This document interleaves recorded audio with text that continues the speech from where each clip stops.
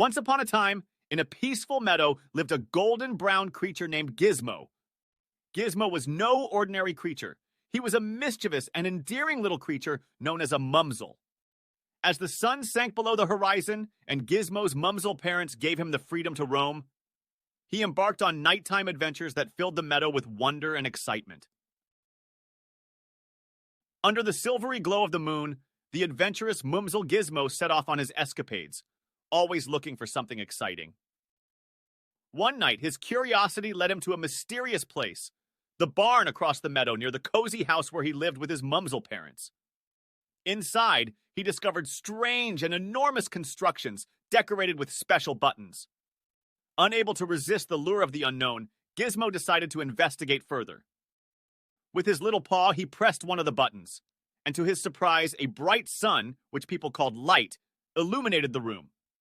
Startled by the sudden brightness, Gizmo jumped back, causing him to bump into another button, accidentally activating an orchestra of loud noises that sent him running for cover. Gizmo was shocked for a moment, but these new experiences only fueled Gizmo's desire for adventure. Later that night, however, Gizmo came across something very special. In the corner of the shed, he found a strange device with a series of buttons. With his usual fearless spirit, Gizmo jumped on the buttons, and suddenly a powerful gust of wind erupted from the device. Gizmo's fluffy fur billowed in all directions as the wind ruffled his fur. He had come across a wind machine, and Gizmo was crazy about it. As Gizmo enjoyed the swirling gusts of wind, he lost track of time. Unbeknownst to him, the sun began to rise, casting warm rays through the barn window.